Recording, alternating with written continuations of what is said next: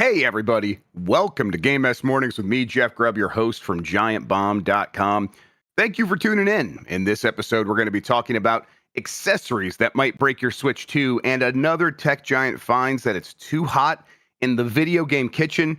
It's going to be a good one because we have Jan Ochoa on the show. Jan, how are you doing? I'm in the process of moving. I'm hoping to tear down this whole room today. And we'll see if I'm successful. Well, once we get done here, yeah, you just go to town. What else do we have to do today? Blight Club. Sure. Okay. Yeah. And then I got to make sure some stuff publishes at the right time. Right. Tell you what, listen, when I moved here from Colorado, it was a big move. Mm-hmm. I moved into this house. I was like, I never want to move again. I never want to leave this house. I don't care, whatever, Ohio, whatever. I never want to move ever again. To the point where even the idea of you moving is stressing me out, Jan. I appreciate. I hate it that much. I also appreciate the help, Grubb. I was combing through because PayPal decided to hold all the money until 21 days from this past Sunday, and I needed to desperately tell them, please, no, I need it. What the fuck? That's crazy. Why hold the money? That's stupid. Okay. Well, hopefully. PayPal's great. I've never had any complaints. Perfect company, zero problems, and yeah, no problem. Oh yeah, that was the Game Mess organization. That's a tax write-off. Don't worry about it. I appreciate that. Absolutely. But yeah, hey, you get that move done. It's like, is it something that you have to get all done in like a weekend, or is it like one of those moves where you're like you have a couple of weeks to slowly do things over time? You're kind of shaking back and forth a little bit here. What? We could, but then the powers involved want to get it done ASAP. Yeah. Yeah. So hoping to get everything done since I'm taking Thursday and Friday off, and then I'll have the weekend to like patch up learn how to patch up holes, and then patch up holes. It's easier than you think, but also it's the problem. Okay. Patching up the holes is fine. Getting like the paint to match, if anyone cares about that, that's the real trick. That's where I'm like, I don't actually care about that. I'm almost resigned to just giving up the security deposit at this point. Yeah, no, I know what you mean. Absolutely. All right, we got things to get into, so let's explain ourselves. Go to giantbomb.com/join, become a member. It helps us out. It helps us when we have to move house and things like that. It really is the thing that makes this whole thing go round, your support over there. It gets you ad-free versions of all of our regular shows, gets you some extra goodies, and really, it enables us to do the cool things like, hey, on Monday, Mike just started doing 2 new shows. Monday mornings Missed with Mitch, and Monday evening gaming at Mike's at night, or Mega Man, where it's like, hey, now that he's here, he's working with us full-time in a full-time capacity, he could just start doing stuff like that. We want to do even more stuff like that, and we can do it because you go to giantbomb.com/join and help us out. And then that also turns into cool stuff like what we did at SGF and things along those lines. It's, we get sponsors for things like that, but if we didn't have your support, that wouldn't have mattered. We wouldn't be able to like even start that process to be able to help get other support as well. So thank you, everybody. And once again, that's giantbomb.com/join. And that's all the details there about if you want other ways to support us as well. As far as this show goes, most weekdays, I, Jeff Grubb, will help piece your gaming life back together. That includes breaking news and maybe even some of our own original reporting. For all these topics, I'll get the input of a bona fide expert who will make me look smart. If you are watching live on Twitch, welcome. You can always listen to the show later on podcast feeds by searching for Game Mess Mornings, or find the RSS feed on giantbomb.com. You could also catch the show later on YouTube. Hello, YouTube. All right, we have a lot to get into, so let's start the morning mess with Dbrand is sending improved Switch 2 grips to all customers after spectacularly terrible response to detaching claims. This is from Chris Scullion at VGC. Peripheral manufacturer Dbrand has provided customers with an update on its ongoing Switch 2 Kill Switch saga, conceding that its initial response was spectacularly terrible. It's also ironic, Jan, that the name is Kill Switch, and it's killing switches. Earlier this week, the company responded to users who were claiming that its Kill Switch case for the Switch 2 makes it much easier to accidentally detach the Joy-Cons. After initially explaining that the reason for this was because its Joy-Con grips fill a gap deliberately created by Nintendo to make detaching the Joy-Cons harder, Dbrand then took to Reddit to state that nobody routinely holds their Switch 2 like this, and suggested that some players were actively trying to make it happen. And I could see like where they're coming from a little bit on that, because it's like all the videos that were on Reddit, Jan, were of people trying to like videotape themselves doing it. So they were creating the optimal circumstances for the thing to actually fall apart. But that does not mean that no one holds it that way, which is basically what Dbrand said to them. And everyone was like, wait, what? You can't blame us. And the people were right that this thing trying to like get in between the gap that Nintendo like purposely put there between the Joy-Con and the system itself is the real reason, because there's a magnetic field there, and any sort of disruption is probably going to weaken that a little bit and make it that much simpler for the thing to fall apart. But now, in a new post on the Dbrand Reddit page, the company has pledged, we're fixing it, and told customers that its previous statement was unacceptable. After reading through your feedback, it's quite clear that our post was spectacularly terrible response to the issue at hand. Some of you expressed that opinion in a perfectly reasonable way. Others have expressed it with literal death threats. All right, that's usually happens too. We're not clear on how this went from a problem we need to address to this is the worst company to ever exist, but we acknowledge that every complaint we've received is underpinned by a problem that we alone are responsible for solving. So, Jan, they're going to send out new kill switch grips that to everyone who probably like goes to their website and says, "Hey, I want a new one that has an improved design that will no longer have this issue." I suppose, and it's like, you probably could have predicted we would end up at this point, right? So it's always like, why do the song and dance and distract and just make it worse for yourself in the first place? It's the same story over and over, right? Yeah, I gotta imagine it's especially hard to be a peripheral or a third-party console accessory manufacturer or place because of all the miscellaneous things that people are going to do. The messaging initially kind of funky and not necessarily putting y'all in the best light, but I guess good on them for wanting to make good and replacing them. Also, I got to shout out, Grubb. I love the people that are out there purposely trying to break their Switch 2s or like pushing it to its limits.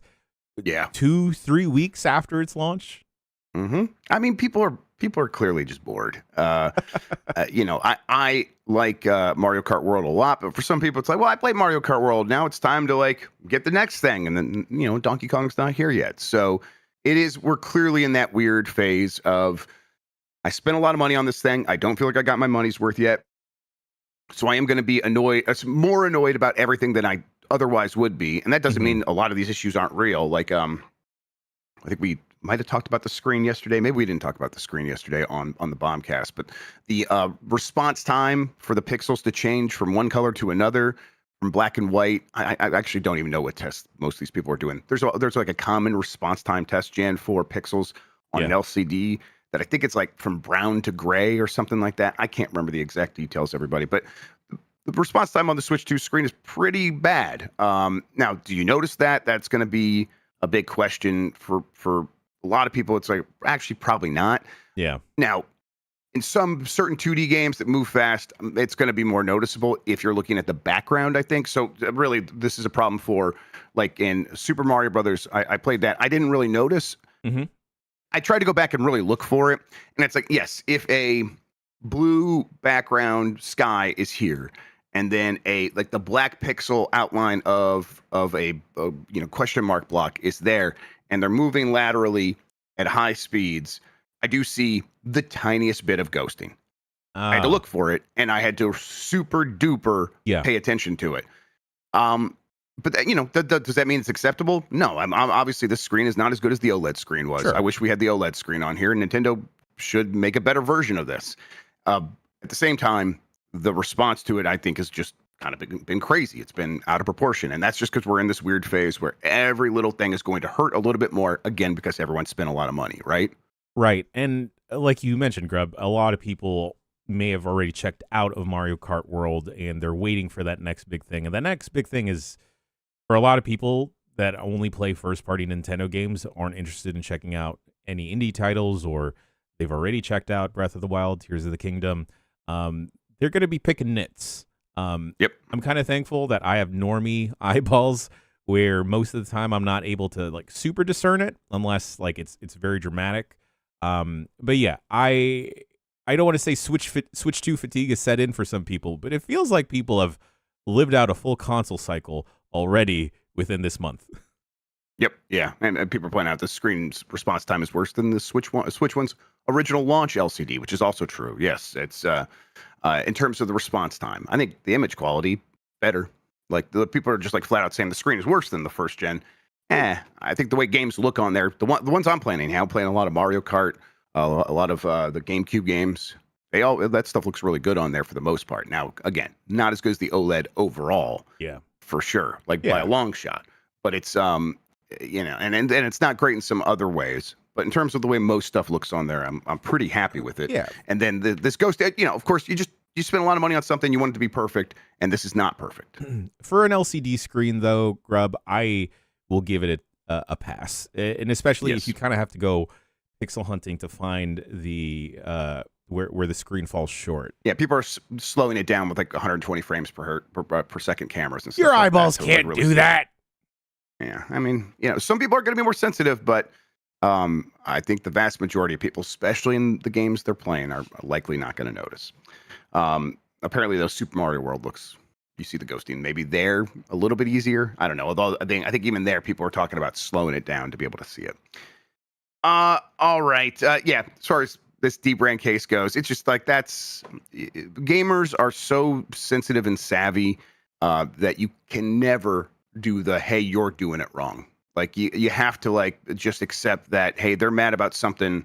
The customer's always right, blah, blah, blah. That's, whatever. Not really the situation that these companies should approach these things with. Right. But you're never going to win an argument with the customer. No. And the customer, especially when it's a group of gamers, just don't even try. Don't go into the Reddit thread and say no one's holding it that way.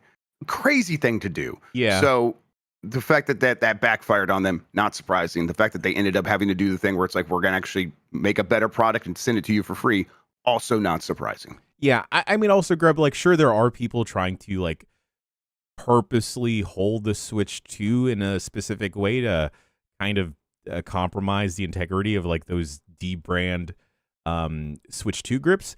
But people have different hands. It can also factor into an accessibility issue where the Switch 2 Joy-Cons, the official ones, are built in a certain way to be able to, continue to latch on to the Switch 2 completely fine, where these third-party Joy-Cons may not have factored that into the production.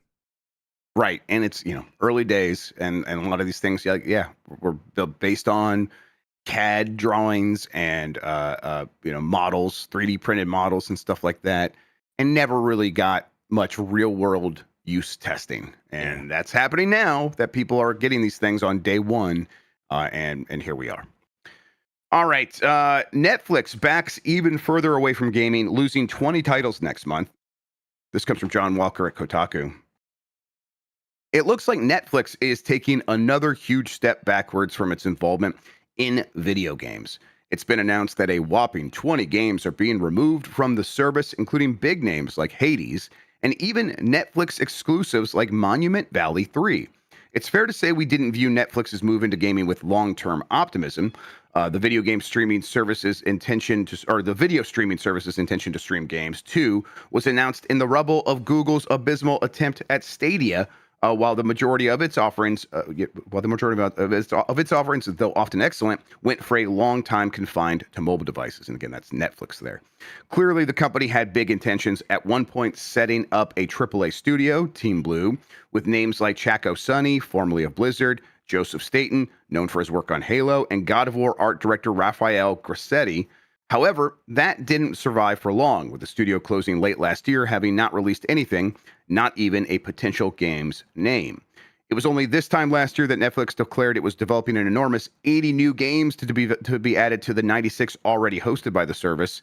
And it's important to note that there are some all-time classics among what's already there. GTA San Andreas, Oxenfree, Dead Cells, Kentucky Route Zero. These are games people want to play. However, it's not known that their numbers are in fact going to drop by, or it's now known that their numbers are going to drop by 20. And that's the total number of games there. The games include stuff like Battleship, Braid Anniversary Edition, Carmen Sandiego, Death's Door, Ghost Detective, Hades, Katana Zero. Let's see here. SpongeBob Bobble Pup Fun. What? I didn't know that about that. I want to check that. Oh, and the two Golden Idol games were also exclusive to Netflix. So Jam, this probably means a couple of things. Yeah. All these games that were previously exclusive to Netflix are probably going to pop up in app stores for you to just buy and own. Yep. Some of these other ones might go back to being free to play games with a lot of weird monetization, because Netflix was one of those ones that was like helping these developers avoid that. Now, a lot of these games are just traditional games that you buy as products and stuff like that. So maybe that won't happen across the board. Obviously, Hades, Katana Zero, that's not a risk. Let's talk about the Netflix side of it first. No surprise. Again, like feels like we say that to a lot of these stories. Like we could have predicted we'd end up here with Netflix's efforts in video games, right? Yeah, 100%, Grubb. It kind of feels like Google's attempts at getting into games with Stadia of like, all right, go ahead and try, but we kind of know in a couple months to a couple years you'll back off of this. It's very interesting to see though, Grubb, because I had a couple of friends applied for Netflix production jobs specifically for their games centered jobs a couple months ago. So it's kind of interesting to see how fast it's moving with Netflix backing away from that process altogether. But again, it's not surprising, especially when Netflix already backs away from shows, which is what they're known for. Shows, movies, canceling new seasons of shows, canceling sequels. That it wasn't a big surprise that something like games, which takes exponentially longer than making a new season of television, depending on the show, of course, they'd back away from those efforts.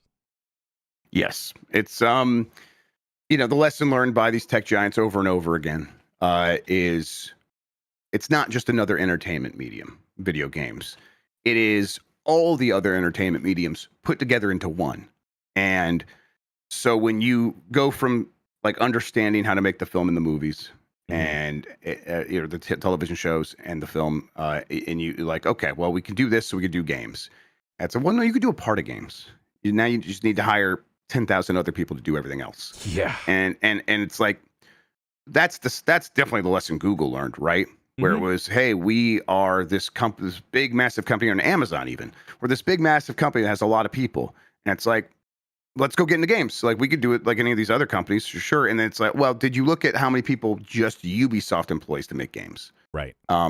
Like they employ. Sure, it's a fraction of what you are globally, but I bet it's several orders of magnitude larger than any one specific thing that you're working on, including your hardware or your search engine, Google. Like, I bet it's several more people or several thousand more people are working on video games at Ubisoft than on your search engine. That makes you a $1 trillion company.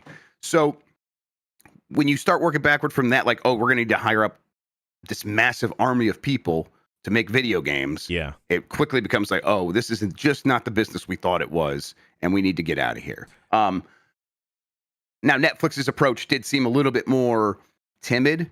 They were dipping the toe in and being like, hey, let's just see if we can grow this organically over time. But then let's talk about the other side of it now, Jam. Did you ever play a Netflix game? I played a couple here and there. Well, the problem was specifically the one game that I for sure played was Point P. And for folks that don't remember, that was like the first one, right? Is one of the first Netflix games, Grubb. It's like kind of like a hop and bop vertical game. You're just getting as high as you can, just bouncing around. But other than that, Into the Breach, I checked out, but then I realized I own Into the Breach in other platforms where I'd prefer to play it there.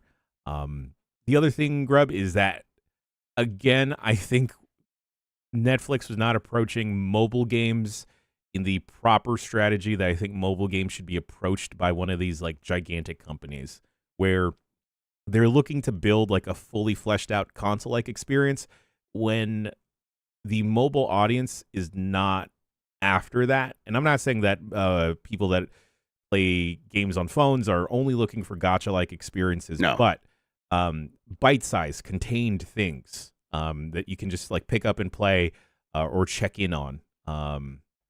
But yeah, other than that, Grub, like I don't think I played anything else. I saw them there, like, but I was never tempted to boot up GTA from the Netflix app. No. I think disappoint me. I think there's a couple others, but then I did Into the Breach is one that I played a fair bit of. I played that on everything. So then the Netflix version, I think that was a Netflix game. I played a bit of that, not as much as I played like when it was on Switch or whatever. But it's like, yeah, so I'm like checking on some stuff that I already know I like. Hey, it'd be nice to have that on phone. But yeah, I just never really heard anyone else really talking about it, except for maybe the Golden Idol games. The Golden Idol games were like, hey, that's on Netflix. That game works perfectly fine on mobile devices. Maybe you just get it on your tablet. And it's like, yeah, I think had this effort from Netflix, Jan, like sort of coincided more with the height of tablets, because I think the big issue, and maybe this is just my anxieties and I'm projecting them, but I wouldn't be surprised if this was the case, that the idea of spending my battery budget, like a good chunk of my daily battery budget, playing a game on my phone, is just unacceptable. To like, I don't know, like, oh, I'm gonna play 2 hours of this game, get done, put my phone down, and then pick it up to do something important and see that I have 12% left and be like, oh shit, it's because I was playing that game. Yeah. I hate that. So having like a dedicated, like separate device that is about consumption, like a tablet, but I don't think tablets are even as popular for games as they once were. So it just feels like this whole thing is sort of a mismatch for the way people are using these devices in a lot of ways. And if they do want a game, you're right, lightweight, bite-sized experiences, and just something that like is built to like run at a like, you know, you're just seeing a couple of graphics and a lot of static images, so it doesn't kill the battery. I think that's where a lot of mobile games have been at for a long time. Yeah. And you know, not everything. Obviously, there is the MiHoYoverse stuff, and that's completely different. But that is for a new generation of people that probably also doesn't necessarily even have their own Netflix subscription. Maybe they're borrowing their parents or whatever. Well, that's exactly it, Grub. The other thing I was thinking of is I can't imagine there were a lot of people specifically signing up for a Netflix account solely for games. It always felt like the games aspect was in addition to being able to watch the newest season of whatever, or the newest movie featured on Netflix. Don't watch that Millie Bobby Brown and Chris Pratt robot movie. It's bad.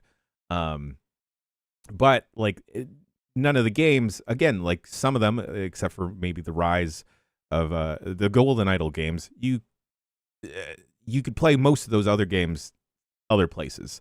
The battery economy, Grub, my favorite camera for the longest time that I would use was my phone camera for like recording video and everything.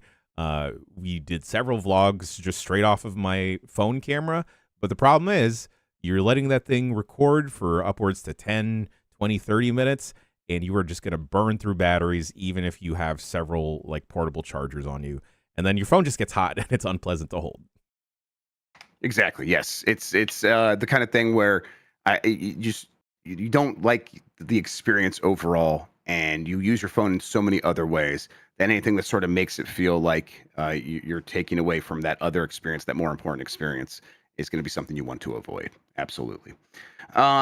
All right. Let's see here. Let's get to, you know what? Let's take a break.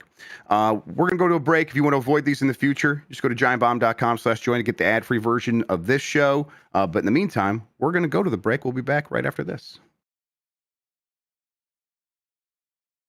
This episode of Giant Bomb is brought to you by giantbomb.com/join.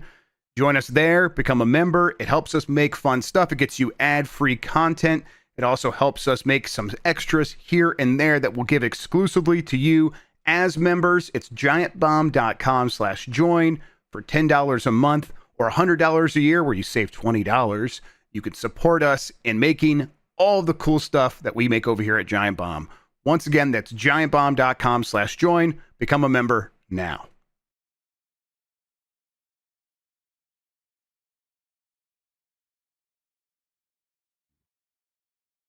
All right, we're back to Game Mess Mornings. Jeff Grubb, Jan Ochoa. Let's get back into the headlines. Real quick, Grubb. I gotta please. say, we were talking about phone games, and I need to come clean. No. We should actually. People may think this is about Marvel Snap or Clash Royale. We should actually talk about the Marvel Snap debacle that's happening at a later date. But I found another gotcha mahjong game. What? Yeah. What are you doing? How do you even find those? They find me, Grubb. Yeah, that's what I bet. I bet they find you. Gotcha mahjong. Yeah. All right. Is it like traditional mahjong, but then like you gotcha new pieces? No. Oh, you got okay. You okay. Yeah. Okay. Gotcha the ladies. Yeah, and hey, fellas too, if that's your flavor out there. I don't know. Sure, husbandos are real. Yes. Yeah, I don't know if they have anthropomorphic animals for like the furries or the scalies out there, but like, yo, so it's just a nice game to look at. Well, share it with the class when you get a chance. Let everyone download it. All right, let's see here. Jurassic World Evolution 3 devs remove AI-generated art after fans yell at them a lot. This is from Zach Swisen at Kotaku. When Jurassic World Evolution 3 was announced earlier this month, many fans were disappointed to learn that Frontier Developments was planning to include AI-generated artwork in the park sim. Now, after some, quote, feedback from fans, the studio is backing down and removing the AI. The upcoming Jurassic World Evolution 3 looks like a big step forward for the Dinosaur Park Builder series, with the franchise finally adding baby dinos after fans had begged for them to be included for many years. As a big fan of the first two games, I was super excited about Evolution 3, and it launches in October, so I don't even have to wait long to start building dinosaur parks filled with tourists for my hungry prehistoric animals to eat. Then I learned that the game would include AI-generated scientist portraits, as explained in a disclosure on Evolution 3's Steam page, and my excitement deflated quite a lot. Thankfully, that crap is now gone. On June 4th, Frontier Developments posted on the game's official Steam forums that it was removing the AI.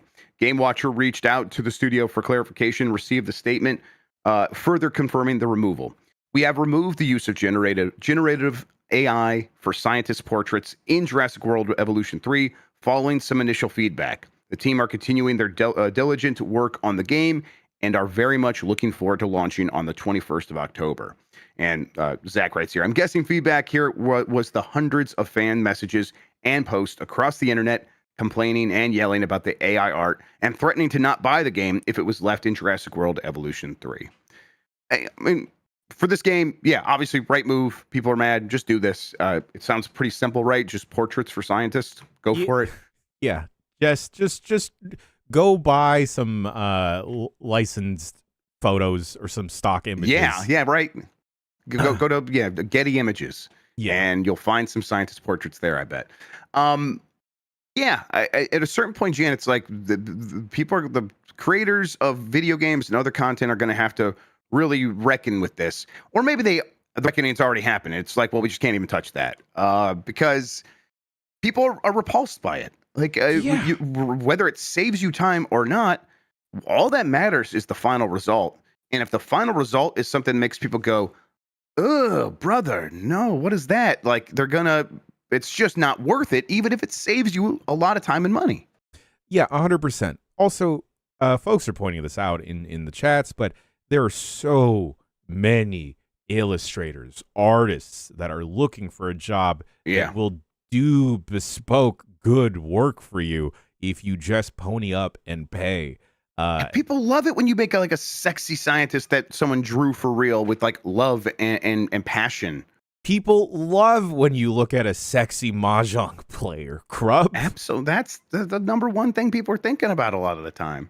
I am happy that in this instance and in this case of bullying that it works. AI seems like to be the best target of bullying currently, and I'm all for it. There are so many different studies, articles popping up all across the board, Grubb, about how destructive AI is, not just on the environment, not just on parts of the economy, but for your fucking brain. Oh yeah. So, folks, please, I understand the ease of access, but hey, instead of typing a question into ChatGPT, maybe just throw it back into Google. Maybe Bing Yeah. it. I mean, yeah, like definitely like I don't care like if you're using ChatGPT even as like a search engine, just as long as it's not the only thing you're using. Yeah. You get like your ability to go find stuff on your own is a thing you train to do. It's a muscle. You have to use it or you will lose it. So you don't want to be relying on just the algorithm and just the one that is going to be reinforced by sort of bad behaviors the way AI Yeah. always is, it seems like. So yeah, but whatever. Definitely The, don't use it to make your visuals for video games. That's like the worst use for it because everyone can tell immediately and everyone hates it. yeah. The other disturbing use of AI that I've seen pretty frequently and most recently, Grub, are sure, yes, of course, we've seen studies, articles of college students using ChatGPT to write full on essays. The flip side of that I saw someone posting in chat that I've also seen firsthand are teachers making full on curriculums using ChatGPT. And Yeah. dog, that's not why you got into this profession.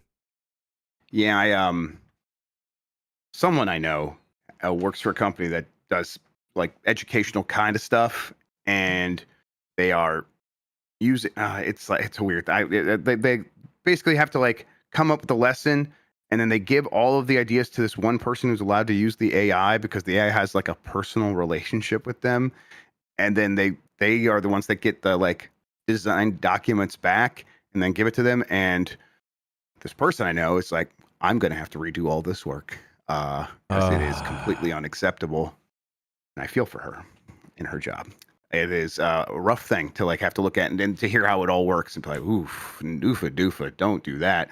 And it's yeah, okay. No, I say it's like we look at the art and we know. Maybe we don't always know anymore. It probably maybe it is getting so good that we won't be able to tell. Um, but it's still yeah, I want to hear like think about voice acting right Yeah. now, right? That is something we know in some ways like for barks and stuff could be replaced with AI and they would save a lot of money and all that stuff and maybe we wouldn't be able to tell.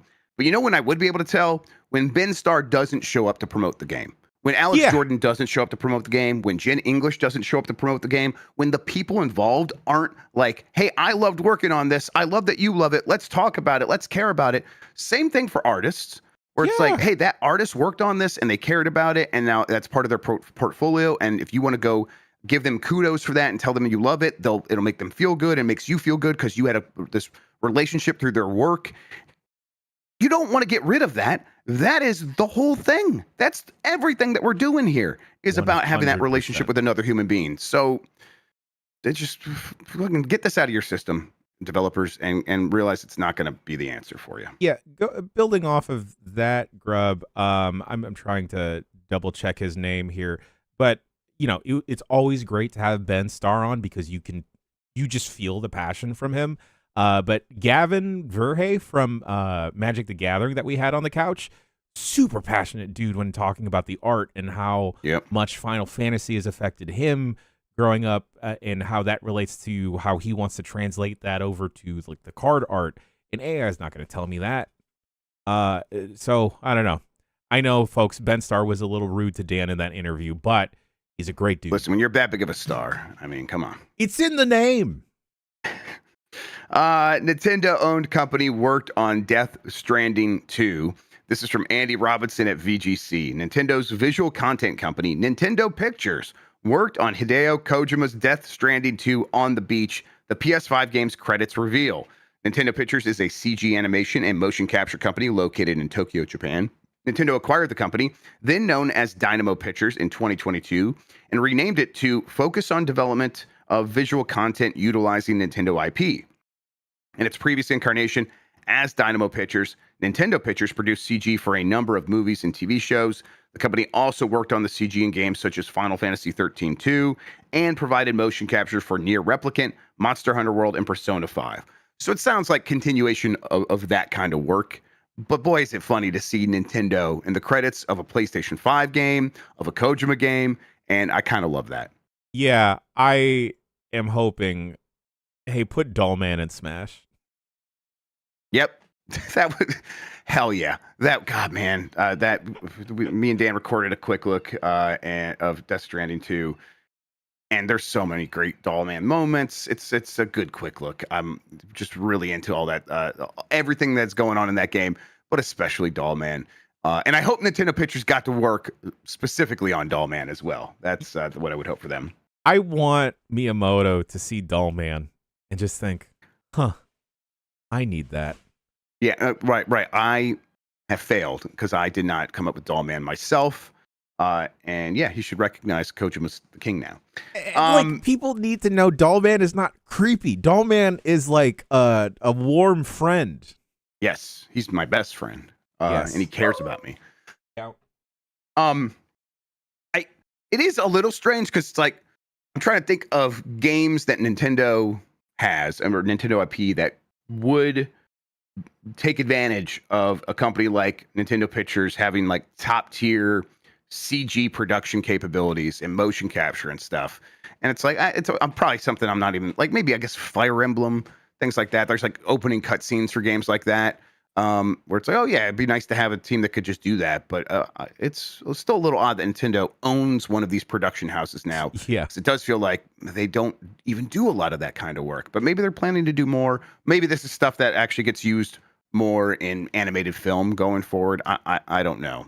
yeah. I wonder with like Hyrule Warriors, like that makes sense for them to work on. But yeah, I'm curious to see what the studios also had a hand in. Yep. All right, let's keep going here. Hellblade Maybe 2 lands. they had a hand in Doll Man. Oh, Get it? well, don't we wish we all did? Hellblade 2 lands on PS5 in August with an enhanced edition. This is from Darren Bonthus at GameSpot. Senua's Saga Hellblade 2 will officially arrive on PlayStation 5 on August 12th as part of an enhanced edition release. This new version of the game will also be available as a free update for Xbox Series X/S and PC versions, and it includes various graphical and gameplay additions, an enhanced photo mode, and developer commentary. Microsoft says that the enhanced edition includes a performance mode that targets a frame rate of 60 frames per second, and on PC specifically, users can push the game's graphics with a very high preset. The game will also be Steam Deck verified once the enhanced edition launches. It's man, what the hell? PS5 owners looking to experience the full story can grab a deluxe edition of Hellblade 2 for $70. I guess that's the deluxe edition. Because this game was not originally 70, it was like 50, 40. Yeah, 40 or 50, I think. Can't remember exactly, but yeah. Sure. Yeah. Man, Hellblade 2 is just one I never. I just don't care. I tried. It did not work for me at all. Yeah, it had such a presence in Keely's summer and winter birthdays for so long that I thought, okay, maybe this is legitimately something huge. And, you know, it does tackle very sensitive topics. But God, Grubb, I was just so bored playing through that. Yeah. Yeah, it's like it definitely was like one of those games where I play this. It's like, oh, this game isn't really interested in what I feel like doing or my input. It is, hey, we've made something for you to experience, but we don't care about your experience. And that's, something I've said about stuff like Red Dead Redemption 2, but like, Sure. Let's be real, that this is a whole other universe of that, where it's like, that's the whole point of the game, maybe at a certain point. And I'll be willing to say, I just don't get it. Although I'm saying that because I didn't play enough of the game really to go and be like, I think this is bad. I played for like 45 minutes maybe and was just like, I don't want to do this anymore. So yeah, but whatever. That's games come to PlayStation 5, like every Xbox game for the most part, an enhanced edition. You know what? I like the idea of a director's commentary, even if a game's not for me. I'm occasionally like down for the idea of playing it for a director's commentary, just to hear how it was made. I was watching those ILM documentaries recently on Disney Plus. Holy crap, that stuff rules. The first season directed by Lawrence Kasdan, the second season by Joe Johnston.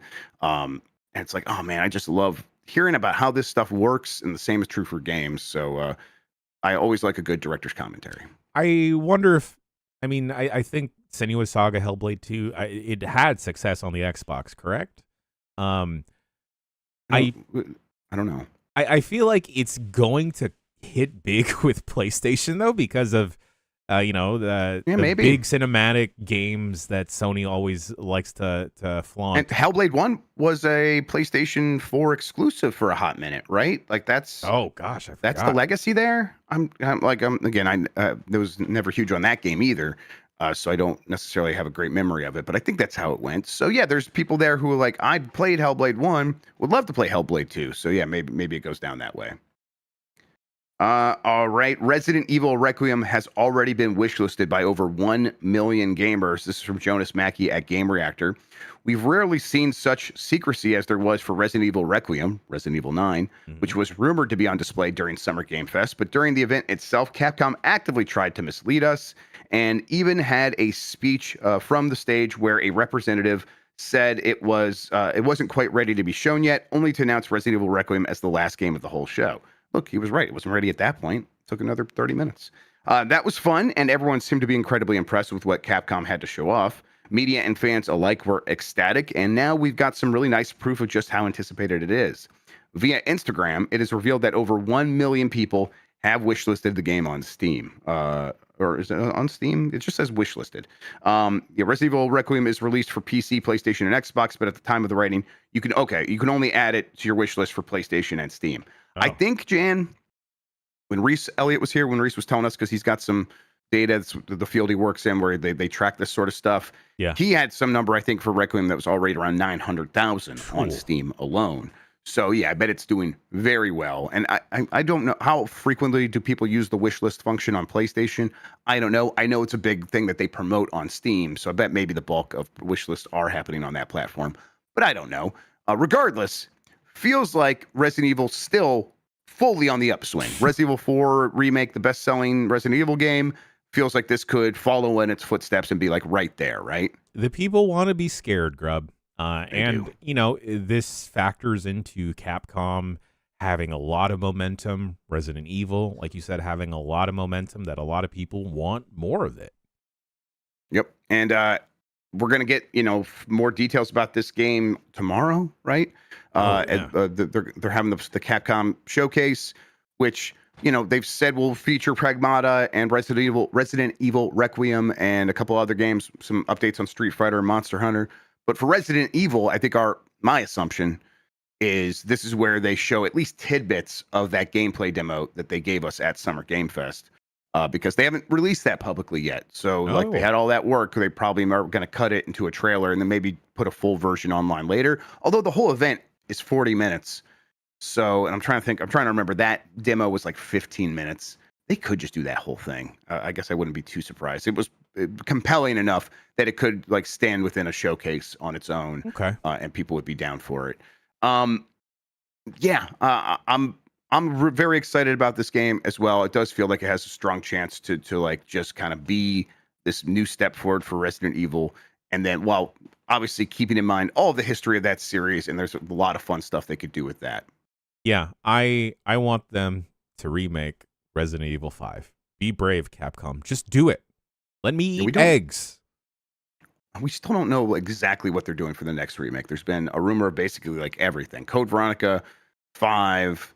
I don't know if they've said 1, but I feel like there was a rumor once that they were redoing 1. I hope they do it eventually. That's a game I want them to make good because I would like to play it. But yeah. I think that for after this, I think personally I would like to see 5 as well, because I just want to see what they do with that. Yeah. But I hope they get around to all of it. For what it's worth, Grubb, I also want to see more of Pragmata, just because that game fascinates me in how people want it to be a Mega Man game, and some people are going as far as to call it like, this is a spiritual successor. This is, oh boy. Oh no. Hello, can you hear me? Yeah. Yeah. Where are you calling from, and what's your name? I was listening in the shower, talk about Resident Evil, and Jeff, you said, maybe they'll remake Resident Evil 1. I hope they do. So or 0. I'm sorry, I meant 0. Shit, my bad. Correct you that you meant Thank 0. you. I'm shielding you from angry people on the internet. I'm not just trying to make this about myself. Are you still in the shower? I hope so. No, I got everything on but my pants. Wait. Oh, he's Winnie the Poohing us. Yeah, he's Winnie. Well, my Winnie the Pooh and protector. Thank you, Mike Minotti. I appreciate it. Bye. I love you. Love you too. Love you too. Make sure you tune into Monday Mornings Missed with Mitch and Monday Evening Gaming at Mike's at Night, Mega Man. Yes, I did mean Resident Evil 0. That's what I meant. I want to go home. Yeah, this is he cones this shit now. What are we gonna do? Oh. All right. Rematch has now sold 1 million copies. Woo! That's just like a blink of an eye. This is from Ben Lyons at Game Reactor. Rematch seems to be the answer to virtual football that many players have been after. We say this because within a day of launch, the arcade title managed to surpass 1 million players. A figure that didn't reflect. Okay, is it 1 million players or is it 1 million copies sold? When I was reading this originally, I wasn't sure. A figure that didn't reflect sales due to its inclusion on services like Game Pass. Clearly, the sales numbers weren't too far behind, though, as now has been confirmed. Okay, yes, that Rematch is a million seller as well. So it reached 1 million players, but then it also sold 1 million copies. And that's not surprising because when you looked at the Steam concurrent players, it was astronomical. And you kind of only get there if you're selling a lot of copies because the Game Pass version, I think it's on PlayStation Plus as well. Those versions aren't included in that, but people are still rushing to buy it on Steam. Similar to what happened like with Rocket League back in the day. That was on PS Plus, and that also sold really well out of the gate on Steam. Feels like this thing is clicking and is going to be like the next big sort of esports competitive game that people are super into. I love it, Grubb. It turns out the soccer/football audience is gigantic, and if you give them a good game to play, they will show up in droves. I'm happy for Human Rocket League, especially Slow Clap, because I know that Sifu may not have been for everyone because of like the challenge and like the difficulty of it. But I'm glad that they were able to adapt everything that they learned and like the controls of Sifu into Rematch. I've played a couple games and I'm absolute trash, but same. It is fun. And I assume, and we're gonna play it on Friday for UPF, but I assume it is much more fun and much more approachable if you are able to communicate and team up with friends. Yeah, I played it last night with Christian and Mike, and we with three of us went into some 5-on-5 games. So we also had some partners online that we got matched with, and it took us a while to like kind of get the hang of things. But there was a point where it's like, okay, we're like learning some tricks here. Christian had played quite a bit more; he was decent at the game, and it's like, don't shoot it right at the goalie. You always kind of want to do at least one a rebound. So, and the cool thing about the game is, where you're aiming the reticle, when you hit the right trigger to do the actual kick of the ball, it's going to go where you're hitting the reticle. So where you're aiming it. So you just aim it to the left of the goal, it bounces off, and you hope to either get the rebound yourself or hope one of your partners who are also streaking across the field are right there to pick it up. And a lot of times they were. There were a couple times where that led to it is rebounding 7 times, and we're like kids in a corner playing this game, but eventually one of us does kick it in. That was exciting. Mike had a really good goal where he was like in close and it kind of just came right to him and he just shot it right in. It was fantastic. And then I had a real long range goal where the goalies, the other team was kind of like playing with us a little bit. They were up 1-0. And so when the goalie would get the ball on the other team, he would take the ball and go and like hide in the corner and force us to come at them. Now, fair strategy, right? You want to stretch the field. You want to like make it so we're not all bunched up on defense and on the back end. Fair enough. It became very clear, though, that they were sort of playing with their food and like being like, oh, we're just going to mess around. And so when I got the ball and like I think they were like being kind of lackadaisical because they were playing around with us, I just shot it over his head. It went in. He fell down, kind of like jumped at it in the wrong way. Long range goal. And then they still were going to do like we're going to go in the corner and force you to come at us when it's like, well, now you got to score because we're tied. And we got the ball. And I think immediately like either Mike or Christian scored again. And then they started like scoring on themselves because they're like, we're not really playing anymore. And it was like, oh, we got one of them trash teams. It's just like, oh, unless we're winning, we're not having a good time. So that felt real good to put them in their place. You got the bigger victory there, Grubb. Oh, by far. It's fun. Yeah. I do think it's more technical than Rocket League, even though the depth of Rocket League, the depth of Rocket League is insane. That's not, but like in terms of like the depth of controls, yes, this has got a lot more going on where it's like, yeah, you're going to have to learn to do button combos, to do lob passes and stuff like that. And And it's not always just physics based. A lot of times it does feel like there's a little bit of paper, rock, scissors there. Of like, you do a certain move and the opponent does a certain move, there's a calculation happening there. It's not just like if you run into the ball, you're going to hit the ball. So it is quite a bit different compared to Rocket League, but I think in a way that makes sense when you are dealing with actually human characters. So it works. Excuse me. It's cool. I'm into it. Looking forward to playing more. I can see the fighting game freaks out there getting into I was about to call it FIFU. Rematch really hard. Grubb, a game that I wish took off and lasted and was around longer is Knockout City. And the audience that like kind of really rallied and stuck with that game became freakishly good, that I'm excited to see high level play in Rematch, where it will intimidate me to an extent where I'll never check out the game. Yeah, that definitely does happen in stuff like Rocket League, where you see the 8-year-old fly through the air and kind of head it to himself with a car and then spin the car around and kind of do a bicycle kick. And you're like, I didn't know that was allowed. Yeah. And then in here, it's like a lot of like very well-timed rainbow kicks to get the ball on the other side of the opponent that's right in front of you, breaking their... I had my ankles broken once in that game where it's like the guy juked me so hard and I tried to slide tackle and went in the exact wrong direction, and he just came back the other way and kicked it right into the goal with a perfect, like, sort of bend it like Beckham kick, and it was just embarrassing. So it's like there are people who are going to get very good at this game, and it's going to be cool to see, but also, you're right, intimidating.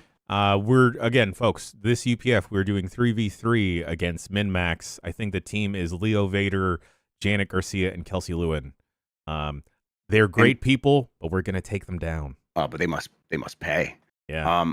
Also, we're gonna try to do that in our new way of streaming, where maybe we'll be able to get multiple angles of our gameplay. We'll see. Looking forward to trying that out. Dune Awakening is already a $1 million seller. This is from Jonas Mackey at Game Reactor. It's been 2 weeks since Dune Awakening was released, making the wait for the third Dune movie a little bit more manageable. And apparently the abstinence among the fans was great. The abstinence. Because now it is declared that it has already become a $1 million seller. Yeah, this game is everywhere. And every time we go to raid someone, Jan, like one of the people that I follow. Yep. Several of the people I follow are all playing this game. Dune Awakening is just like constantly being played by content creators. Feels like it really has found its audience. A $1 million seller, though, does surprise me. It's like something about these, and this is not a mark on their quality, because I think like the Dune movies are fantastic. The books, yeah. But like these franchises that aren't the ones that we've been told are the top ones, the ones that aren't Star Wars, the ones that aren't whatever else. Like Warhammer and they just somehow have like found a way to make gaming work for them, to the point where it's not like, oh, well, it's doing well for Warhammer or it's doing well for Dune. It's like, no, that's a $1 million seller survival game. Now, it is a survival game, and it's a little bit of a cheat because those just sell crazy on Steam.